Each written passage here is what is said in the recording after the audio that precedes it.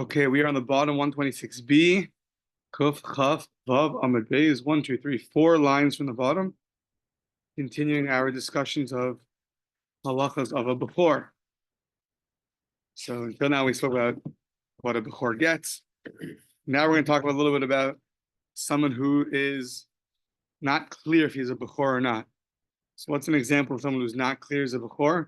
Someone called a tumtum. Someone called a tumtum is the area that we identify a male versus a female is covered over, and we're not sure at first, is he a male or is he a female? And later on, it was revealed that it was a male. What is the halacha? Does that have any halachic significance or not? Amar of Ami tumtum shenikra v'nimtza zachar. You have a tumtum, someone who is right now in a state of doubt. He's shenikra, and then it comes out that we find out that area gets, so to speak, opened up, torn open, opened up, and we find out he's actually a male. V'nimtza zachar. Halacha is eina notel pishnayim. We don't say that, well, since at one point we see you're a male, therefore you get pishnayim. Why not? Logically, you would say, I mean, who really cares if there's a doubt? Like every doubt, once the doubt's figured out, yeah. So then the doubt's figured out. So for that, we need a verse. Without a verse, you wouldn't say this because, logically, you would say right now he's a male. So, but the Torah is very precise. The Amar Krava Haya Habena Bechor Listiniya. The verse when talking about a Bechor, it says Vahaya Habena Bechor. Sounds like he had to have been even from the first moment he was born. Ad Shiyeh Ben Mishas Havaya. He had to have been a son from the moment of his, of his creation. Therefore, this son is not going to get a firstborn portion. Rav Nachman Bar Yitzchak Amar Afino Nidon Kiben Sorer Umora. So once we're on the topic of, people who are in question and then later become clarified, we know there's a whole parsha called a Ben Sorer Umora, the wayward son. He does certain acts. It's worn numerous times between the ages of, 12 and a little bit more. We'll see it in Sanhedrin. There's a whole chapter about it. So this Bechor cannot be judged. Let's say he does all the qualifications that one needs for a Ben Sorer Umora. So can he be judged as a Ben Sorer Umora? The answer is no. Why not? Once again, logically you would say, just at one point he was questionable, he was in doubt, but now the question has been resolved. But we have another verse. The Torah tells us, Damar Kra, Ki Yihya, that same word Yihya, Leish Ben Sorer Umora, he had to have been, from the beginning, a clear, Achi Ben Mishas Havaya. He had to have been a son from the time that he was born. So both verses with the word Haya and the word Yihya are teaching us that, very interestingly, to understand why this is true, but the verse specifies that you had to have been a Bechor, clear Bechor, from the moment you were born. Now, just to clarify, this doesn't mean that, like, if for some reason the doctor has no idea what you are, he can't identify. So I don't think that counts. There's certain qualifications called a tumtum, it's a specific physical, not physical defect, but physical part of a person that qualifies you as a tumtum. The fact that, random people, doctors have a doubt of what you are, I don't think that, it's not any doubt. It's a specific doubt of a tumtum. And specifically both areas are, that area is covered up and we actually don't know. So it's a certain kind of physical defect that renders you, unfit for certain cases. This being one of those cases. But when it comes to a doubt in general, there's always, is it a real doubt? In reality, it's a doubt, or you're unsure. If you don't know if the food in front of you is meat or is I don't know, this funny case, but dairy or meat. So that's not a real doubt in halacha. You're not sure. So ask your wife. She'll tell you. That doesn't render something a doubt. That's just you don't know. You're lacking knowledge. Has something that you have to have a real doubt. In reality, it has to be a doubt. Okay. So now back to Bechor for a second, or for a few seconds. Yeah. A Meimer Amar. So when you divide up the Bechor, so you have a few brothers. One of them is being a tumtum. So now, how do you divide it up? A Meimer Amar Af Eino Memait Chelek Bechora. So he's not going to detract from the extra portion that a firstborn gets. So Rashban gives a nice example here that he has 3 kids, right? You have a Bechor, a firstborn, a regular son, call him a Pashut, the simple son, a Pashut, he gets the simple portion, and a tumtum. So now, how do you divide it up? So you have 900 whatever it is, acres of land to divide up, $900 of land to divide up. Yeah. So how'd you divide it up? So one way to divide it up is off the bat, we know the Bechor is getting 300, right? That's the extra portion. So he gets 300 off the bat. Then you take the other 600, and now you will divide it up between everybody. So now if you divide up to 300, the remaining 600 into 3, so you'll get 200. What was it? 200 each. 200 each. Yes, 200 each. Good. You get 200 each. So then the Bechor is going to walk out with 500. However, so in that way, the Bechor doesn't lose out from his original 300. The other way to divide it up would be that you view the tumtum right off the bat as a regular son, and therefore you divide up the 900 will divide up into 4. If there's 3 sons, you divide into 4. That's 225, right? So then 225. There will be 4 225s. The Bechor will get 2 of those portions, which is 450, and the other 450 will go to the other 2 children. In that way, you have detracted from the Bechor, because his original extra portion of 300, you're not doing that anymore. He's only getting 225. So that a Maimar says, when you want to divide up, you view the tumtum originally as if he's, so to speak, not there. You give the Bechor that 300, which is a real, the the extra portion, which is his. Then the remaining, then you divide it up. So a Maimar Amar af inamayit chelik Bechora. Shinamar. Once again, another verse to prove this. Once again, logically, the fact that even he was born with a defect, if it was figured out later, then without verses, you should treat him like a male. But however, we have the pasuk says v'yalda lo banim. So says the verse in Devarim, same pasuk as before. V'yaldu lo banim. So then the end of it says ahaya ben abachor. So v'yaldu lo banim achi ben b'shas leida. He had to have been a son from the moment of birth to be one who's going to inherit the double portion. One second.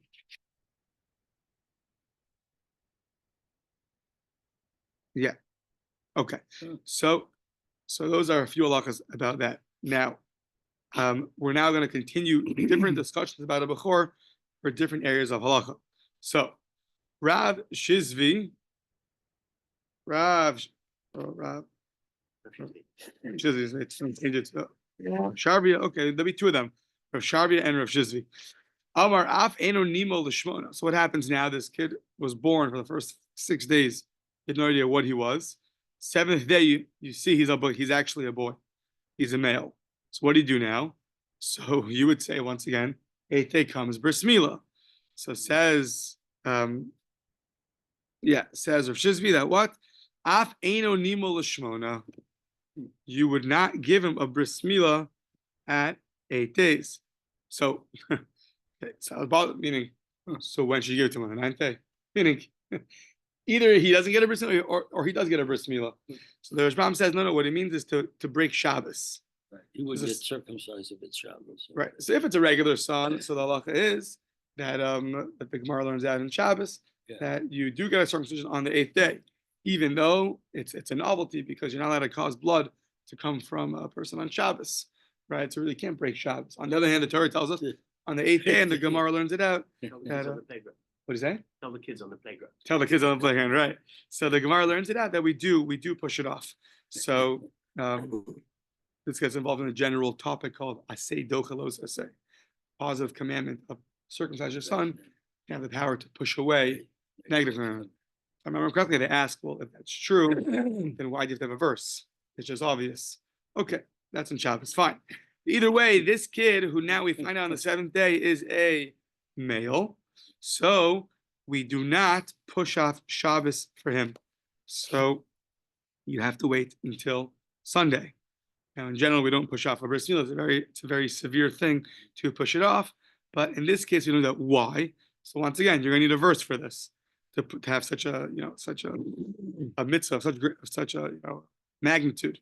So af inonim of l'shmona. How do I know? The Amakra Ishaki says Rev Yalda Zachar ubiyom hashmini yimol. So the verse implies Achi Zachar mishas leda. Ishaki says Rev Yalda Zachar. She gives birth to a Zachar. Only someone who was given birth to a Zachar, meaning you knew from the moment he was born that he is a Zachar. So in that case, then you could push off. Then you don't push off if the 8 days on Shabbos. In that case, but if you don't know from the moment it's born, then you would push off. Then you would push it off. It's important if someone has twins to make sure twin boys to identify who's the older, who's the younger. Oh, because the story is that they asked the father which one. He goes, I don't know. They asked the mother, she knows. So yeah. So now Rav Sharvia says, Rav Sharvia Amar Af Ein Imo Tmeya Leda. So now we know that when a mother gives birth, it's all biblically, not rabbinically. Biblically, it depends if you have if the child that's born is a male or a female. For two halachas. One halacha is, are you impure? Are you rendered tamei for 7 days or for 14 days? So for a male, you're viewed impure for 7 days, right? And for a female, it's going to be for 14 days. Then there's another halacha that for a male, for 33 days total, meaning after the 7 days is up, another 26 days. So those days, even if you see blood in those days, even if a lady sees blood in those days, she's it's not going to add to her tumah. She's going to be no matter what happens in those 33 days, she's tameh. But once day 33 comes and goes, then she is tahora. Even if she saw blood on day 29, 30, 31, 32, doesn't matter. Once day 33 comes and passes, then she is rendered tahora. So now that's all good for a male. For a female, 14 days she's rendered tameh, and then for the next 66 minus 14, 52 days she is going to be rendered Yomi Tara, the days where she's becoming pure, biblically, not rabbinically, biblically.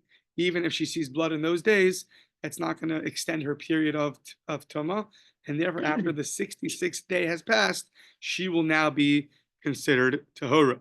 So now, what happens if she gives birth to a tumtum? What are the halachas then? Are the halachas like a male? Are the halachas like a female? Are the halachas like either or neither? Yeah. So 4 ways of identifying. I know nowadays there's more, but yeah. So I have to make one Portland comment. Yeah. So af ein imo tmeya leda. A woman will not become impure she will not become impure at all through the birth of a tumtum. How do I know? The Markra, Isha kisazriya v'yalda zachar utmeya shivas yamim. Achiye zachar mishas leda. Even though now we find out after day 2, day 3, day 4, whatever it is, after day 1, it'd be interesting to know exactly when we need to find this out.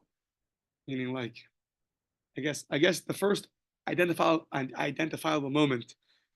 Right now, you can identify it, even if 10 minutes later you could identify it. That still counts. I guess so. Why not?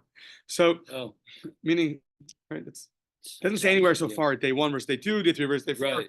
Sounds like whenever he's identified, if you can identify him, even if later that day he becomes identified, it doesn't matter. You need it from the moment he's born. So she is not going to become tameh because the verse says, according to Rav Sharvia, he has to be a zachar from the second he's born, and then she will become tameh for 7 days. So even if he's not identifiable, then he will not be bound by the rules of tumas zachar. But when she's tameh, when she gives birth to a firstborn. On this, we're going to ask Meisvei. We're going to ask from a Mishnah in Nida. So we don't like these people being against the Mishnah. So it's going to be a very strong question. Meisvei.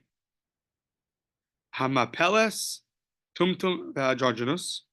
So this lady has a miscarriage. Sounds like hamapeles tumtum androgynous. So now she miscarries. So I guess there's a certain stage where I don't think it's talking about, right? It's obviously a stage of the miscarriage where you can identify the baby. The people miscarry a lot before the fourth week. That you don't know if it's a zachar or not. But maybe it's talking about dafka stillborn. Probably be a stillborn. No. How do you translate makala? It's not just miscarriage. Miscarries. Miscarries. Okay. Miscarries. Okay. So it's miscarriage at a later state that the child is identifiable, and it comes out that it's a tumtum, which is we don't know what it is, or it's an androgynous, which is both, born with both. So now, what's the halacha? Teshev lezachar vilinekeva. So you're going to take on. She will take on the stringencies of both. So one at a time. Teshev lezachar. So meaning she's going to have her days of purity will be very little. So meaning the 33 days of purity, where after that, where at that point, if you see blood afterwards, you will be rendered impure. So we're being machmir, meaning if you have two options here by a tumtum, you can become pure after day 33 or all the way after day 66, right? Big difference. If you see blood anywhere past day 7 or day 14, so when are you going to be pure? So if you hold these a boy, you'll be pure after day 33. If you hold these a girl, you'll be pure after day 66. So day 33 comes out a stringency because you have less time to become impure again. You have a very little period of time. You only have 33 days. So as opposed to if it's a female, you have a long time to become impure. So when it comes to the Yemei Tohar, as they're called, the days of purity, after 33 days, those days are over. And now any blood you see will render you impure. On the other hand, how many days are you actually impure? Are you actually tmeya? So that we go like as if it's a female. So for 14 days, you're rendered a nida, you're totally impure. But now, how many days do you have to continue seeing blood and be in the process of purity? It's not going to affect your impurity. Very little time, only till day 33. So after day 14 till day 33, you have 19 days, and that's it. You have 19 days of seeing as biblically, it's all biblically, 19 days of seeing as much blood as you want and not becoming more impure, but then it's over.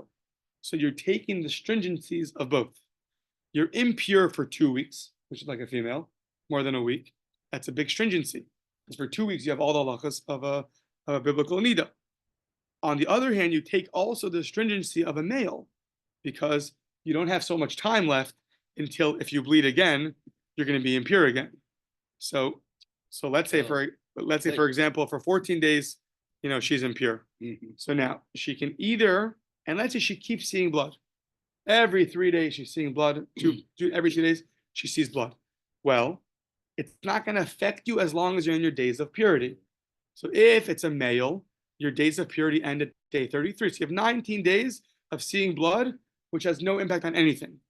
And once day 33 comes, you're officially pure. Even if you saw blood the previous day, doesn't matter. Option A. Option B is, no, it's a female. So you have until day 66. So you have 52 more days. So now, big difference. If you start seeing blood between day 20 and day 52, if it's a male, you're going to be impure. Big stringency. If you're a female, so keep going. It doesn't matter until day 66 has passed. So the Mishnah seems to say you take both. Your action needed right now, 14 days, like a female. On the other hand, your Yemei Tohar are very little like a male. So yeah. So now that's a big problem because that's a Mishnah that implies that a tumtum, for our purposes, a tumtum is like both a male and a female. So this is a tiyufta di Rav Sharvia tiyufta. Why? Rav Sharvia says that the mother is not tameh at all. He says you have zero tumah on you if you cannot identify him as a male. So according to Rav Sharvia, you're not a lady. You don't have any halachas of a lady who gave birth, not for being impure and not for your days of purity, because he learns the verse to say it has to be at the moment that the baby's born only then if he's identifiable, so then it's going to be render the lady Tmeya. But the Mishnah says not only is that not true, but you take on both stringencies, right? So it's opposite extremes. Rav Shavi says you have 0, and the Mishnah says you have both stringencies. So that's a big question on Rav Shavi. Fine. So he gets, it says Tiyufta. It says Tiyufta de Rav Shavi at Tiyufta. I had a Rebbe that used to say, taking a boxing example, it's like a double KO, a double knockout. Like one Tiyufta is one knockout, you still have a chance of getting back up. You have a double Tiyufta, you're out. Yeah, so there's no defending yourself here. So he's out now. So we're done with that for a second. Let's go back to the opinion that says that when the baby's born, if you cannot identify it as a male, even if later on you could identify it, he does not have the status of a male in terms of having his bris milah push away Shabbos. So let's see how this fits with that. So now the Gemara says, Lema tehave tiyufta de Rav Shizvi. So let this Mishnah be a difficulty for Rav Shizvi. Why? Because if you're going to tell me that a baby that is born has to be identified from the moment it's born, and if not, you're going to have a halachic difference in terms of the bris milah, so then that logic should hold through even when you are, even for the laws of purity and impurity. Just like you hold, it has to be identifiable from the moment of birth in terms of bris milah. So then you should, and how do you learn that? From the word v'yolda, kizriya v'yolda zachar. So he's saying you should learn the same logic for purity and impurity. If you learn the same logic that this child that is unidentifiable will not render the mother tmeya, impure for any of the rules of childbirth, if that's true, so then you're going to be against the Mishnah neither now. Just like our buddy just got doubly knocked out, right? Because he explicitly said she has no halachas for childbirth. You, who did not explicitly say it, but you said something by a bris milah, your logic should hold through for this also. Now, it's interesting because these are all verses, right? His logic wasn't really logic; it was based off a verse. But the Gemara's question is understanding if you're going to interpret the verse that you need to be identified, and then you're not considered a full male until, and therefore you won't have a bris milah on the 8th day, and you should not be considered a full male for the woman being rendered impure either. If they never discover the sex, never have a breast or anything. Oh, if it's never discovered? Never discovered, yeah, it just goes on and on. Well, at some point he'll discover it himself, no? You would think, yeah, at some point. Right. But it happened, but yeah. Right, so obviously, right, so very good. So if this is not discovered before 66 days, so then that's interesting. So either you're right, has no significance, or you could say, or you could somehow go back in time and say, well, now we know it was a male, so maybe anything she touched, the first 7 days when she was impure, become impure too, maybe.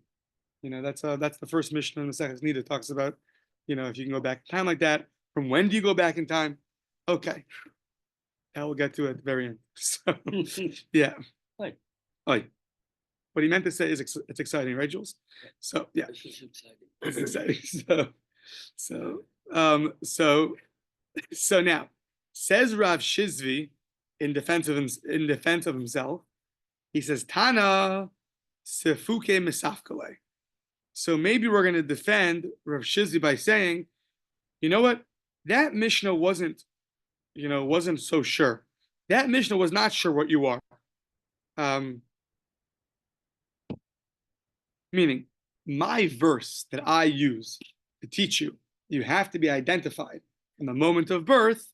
That Mishnah wasn't against me. It was not sure if it's like me or not. Maybe it's like me, and therefore it's not going to have any significance. Or maybe it's not like me. 1 second. And therefore, since it wasn't sure how to interpret the verse, so it's going to take on the stringencies in terms of childbirth the ultimate stringency. Now Rav Shizbi, it sounds like he also is not sure to some degree because he also takes on a big stringency. So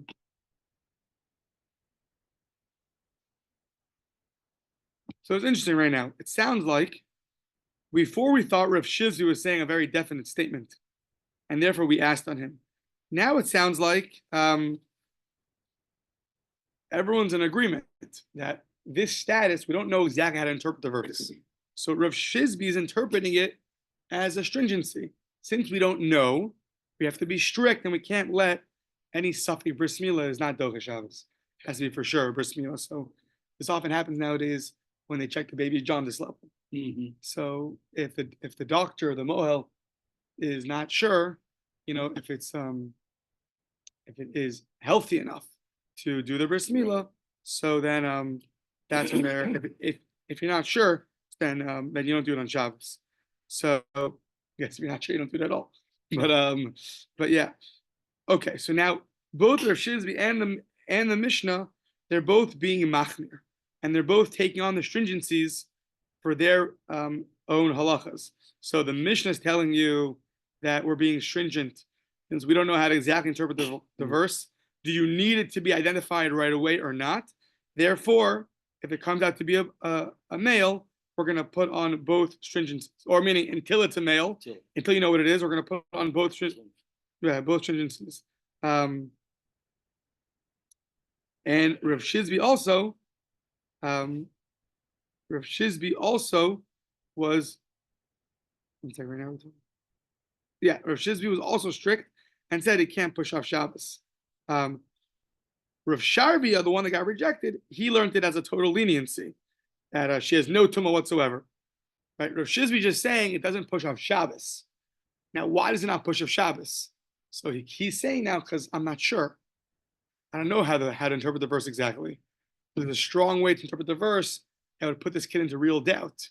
If you need it to be identified from the moment of birth, I can't let you do a bris milah on Shabbos.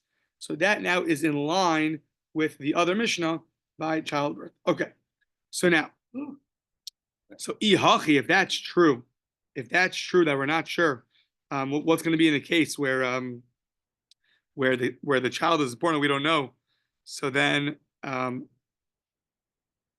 now let's say it becomes a male or something like that.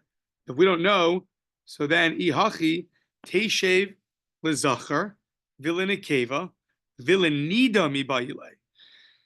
If that Mishnah is really not sure, so then why do you only give the stringencies of a zachar and a nekeva, meaning the rules for a woman if she gave birth to a male or a female?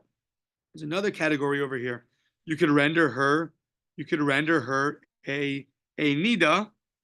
It gets a little bit complicated. So when would that take effect? So she's already impure for 7 days or 14 days. In this case, for 14 days. But you should also render her a nida. 1 second. Yeah, where is it? First Bible says it somewhere.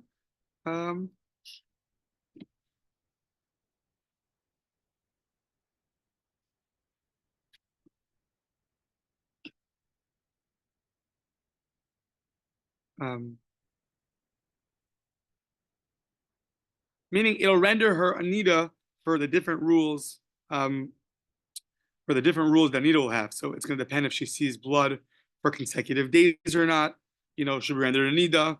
Where if she's not a nida, she's just a lady after childbirth. So then, anytime she sees blood, she'll still be pure.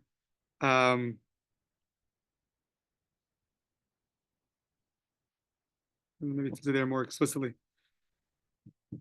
That's because it's not. 1 second. Somewhere here, the Rashbam says it.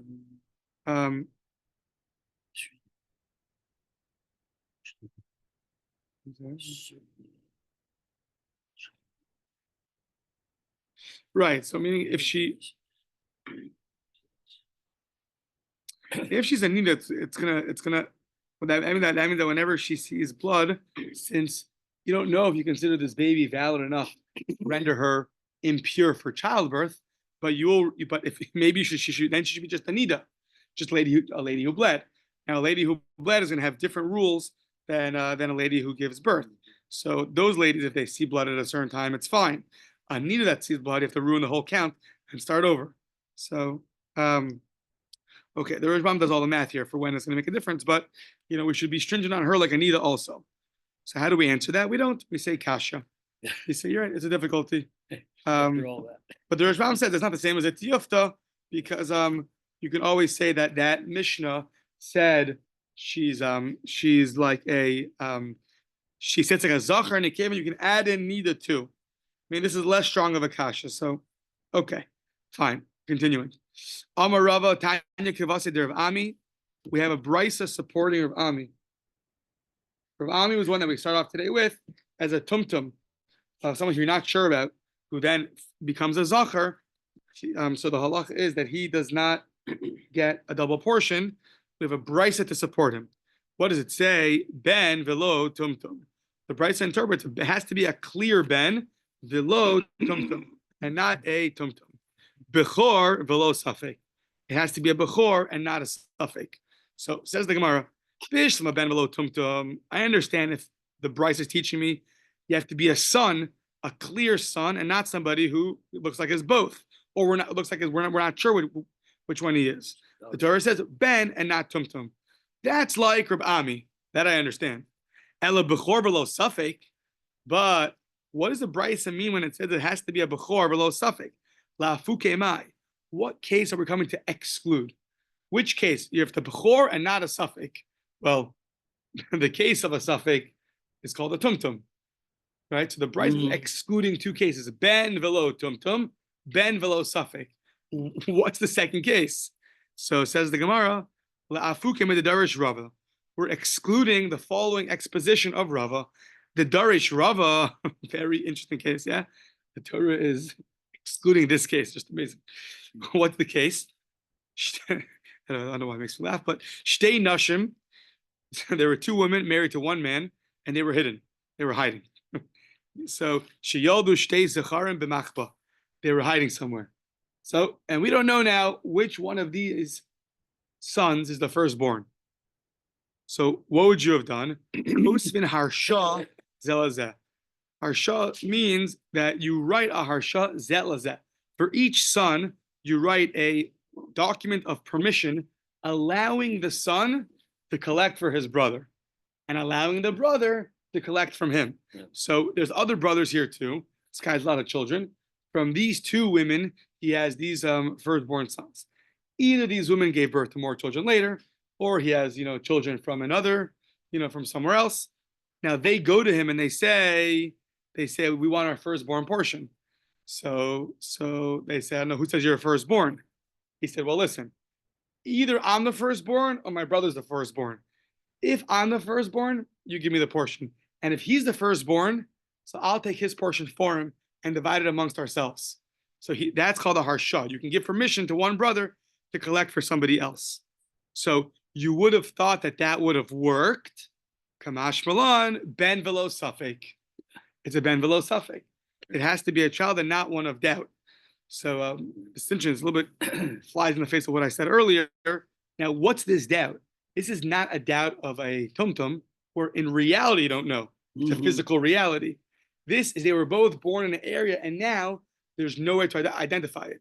So I still think it's different than in a hospital where the doctor just lost his documents. I don't know, something like that, right? Or maybe the doctor doesn't know, or you didn't even ask the doctor.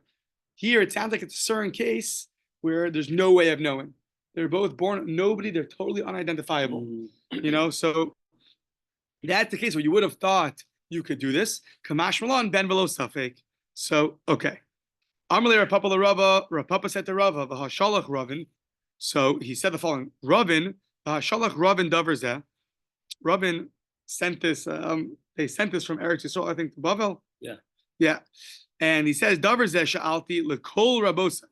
You want to know what the main topic of conversation was? So at least in Ravin's world, he sent this question to all the rabbis, right? So we think, my fleshik fork fell into my milk pot.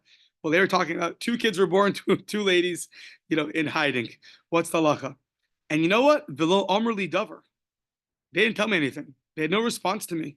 So, however, in general, Baram, kach amru, mishum Rav Yanai. They say the following in the name of Rav Yanai. Huchru ulubasof nisarvu.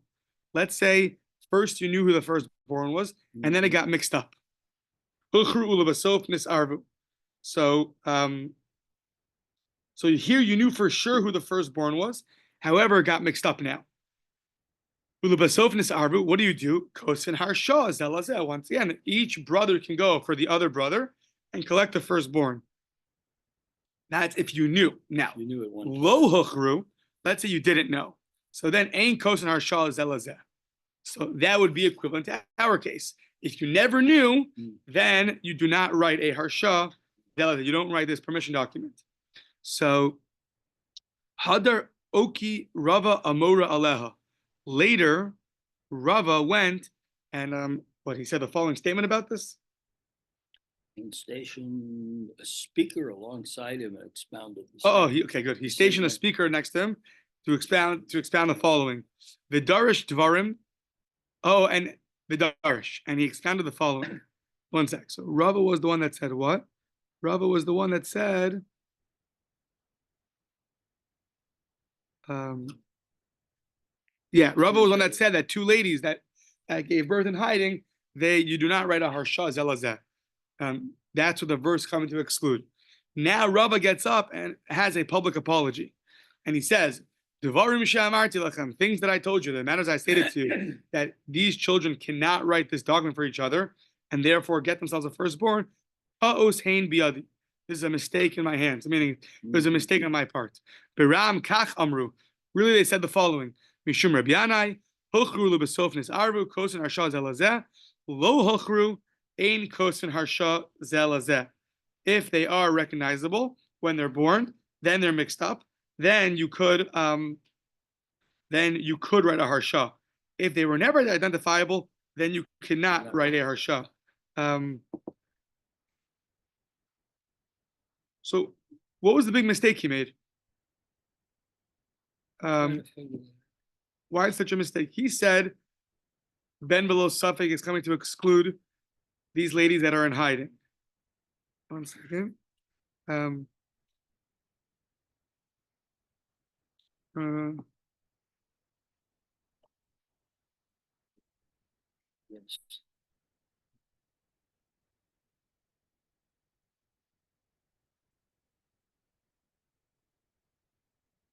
Yes. I guess from the pasuk ben below suffix, you could have understood maybe at any point if they're unidentifiable, they don't get their firstborn.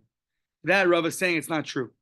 Even when they're unidentifiable, there's still one case where you still will let them get their firstborn, and that's if at one point they were identifiable. It sounded like from Rava earlier, it's ben below suffix. So if right now we don't know who you are, then we're not going to give you the firstborn. But so that it sounds like on that Rava retracted. Yeah. Okay. We'll fall behind him. He moves to the tunnels of Gaza. Okay. Tunnels of Yeah. Gaza. Hopefully no one's giving birth over there, but yeah. Shalchulei.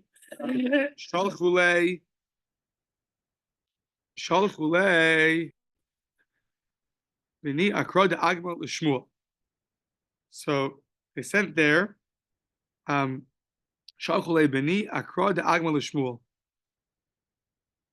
How do you translate that? The inhabitants of Accra the Agma sent the Got following it. inquiry So to the people that lived in Accra de Agma, okay, that's a certain name I never heard of. Okay, Yeah. but Agam is a meadow. So okay, fine. They sent to Shmuel. He said here is a region, yeah. A region. Okay, Yeah. very interesting question. Yilamdenu Rabbeinu, Rabbi, please teach us. Hayu muchzakin b'zeshu b'chor. We have a child who was muchzak. He was established as a b'chor, meaning people called him a b'chor. In school, his nickname was firstborn. They called him FB, the firstborn, whatever it was. He was known to everyone as the firstborn. And now what happened? His own father came, v'amar aviv al acher b'chorhu. So you have a chazaka, you have a legal establishment, not two witnesses, but a muksakos, something that is very strong proof, not proof like two witnesses, but everyone knows him as the firstborn, and now his own father comes and says the other guy is the firstborn. So do you believe the father or do you not believe the father? Mahu, what's the halacha? Shalach lahu, he sent back to them, Kosvin harsha zelazeh. You can write a harsha for both of these people, meaning the neighborhood firstborn and the father's claim to firstborn, say Reuben and Shimon, let's say, or they should write a chakra for each other. And each is going to go and say, if I'm the firstborn, give it to me. Yeah. And if I'm not the firstborn, give it to my brother, and I'll take it for him. So, manavshach. Either way you slice it.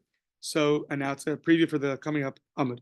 Ikirabanan svirle, lishlach lahu kirabanan. Ikirab Yehuda svirle, lishlach lahu kirabanan. If you hold like the Rabbanan, it should work, or you hold like Rabbi Yehuda, it should work. However, Misaf Kalei, Ik Rabbi Yehuda, Ik Rabbanan. We're not sure if it's like Rabbi Yehuda or the Rabbanan. Who are the Rabbi Yehuda and the Rabbanan? Stay tuned until tomorrow. Tomorrow.